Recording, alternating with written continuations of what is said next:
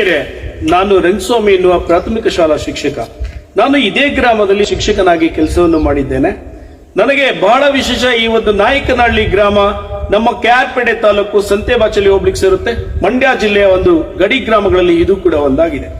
ಈ ಗ್ರಾಮದಲ್ಲಿ ಬಹಳ ವಿಷಯವನ್ನ, ವೀರಗಲ್ಲುಗಳಲ್ಲಿ ವಿಶಿಷ್ಟವಾದ ವೀರಗಲ್ಲಿದೆ.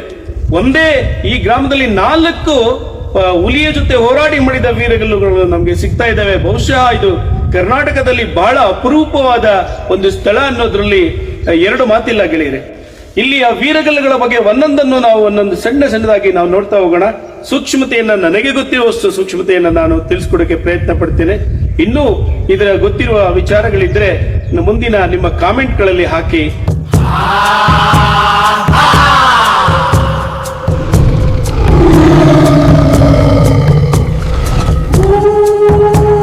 ನೋಡಿ, ನಿಜವಾಗ್ಲೂ ಎಂತಹ ಅದ್ಭುತವಾದ ವೀರಗಲ್ಲುಗಳು.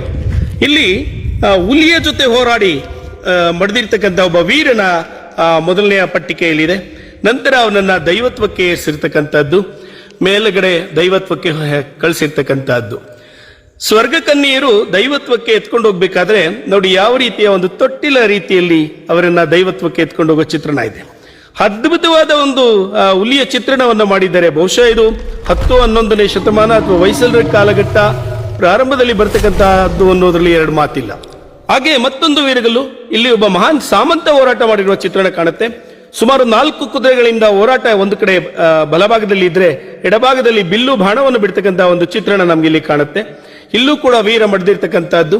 ಆ ರೀತಿ ನೋಡಿ ಎಷ್ಟು ಸೂಕ್ಷ್ಮ ಕೆತ್ತನೆಗಳಿಂದ ಸ್ವರ್ಗ ಕನ್ಯೆಯರು ಇವರನ್ನ ದೈವತ್ವಕ್ಕೆ ಏರಿಸುವ ಒಂದು ಚಿತ್ರಣವನ್ನ ಇಲ್ಲಿ ನಮಗೆ ನೀಡಿದ್ದಾರೆ.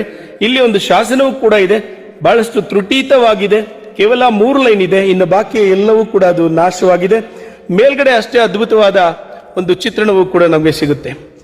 ಇಲ್ಲಿ ಬಸವ ಮತ್ತೆ ಗರುಡ ದೈವತ್ವಕ್ಕೆ ಏರಿಸುವಂತಹ ಒಂದು ಚಿತ್ರಣ ಇಲ್ಲಿ ನಮಗೆ ಕಂಡು ಬರುತ್ತೆ. ಆದರೆ ವಿಶಿಷ್ಟವಾದ ರೀತಿಯಲ್ಲಿ ನಮ್ಗಿಲ್ಲಿ ಕಾಣ್ತಾ ಇದೆ. ಸೂರ್ಯ ಚಂದ್ರವ ಇರುವವರೆಗೂ ಕೂಡ ಅಜರಾಮರವಾಗಿರ್ಲಿ, ಅವರ ಆತ್ಮ ಅನ್ನುವುದು ಸ್ವರ್ಗದಲ್ಲಿ ಸುಖವಾಗಿರ್ಲಿ ಅಂತ. ಶಿವಲಿಂಗದ ಮೇಲೆ ಒಂದು ರೀತಿಯ ಮುಕ್ಕೊಡೆಯ ಒಂದು ಕಲ್ಪನೆ ಇದೆ ನೋಡಿ. ಇದು ಬಹಳ ನಮ್ಗೆ ಸೂಕ್ಷ್ಮವಾಗಿ ಕಾಣುತ್ತೆ.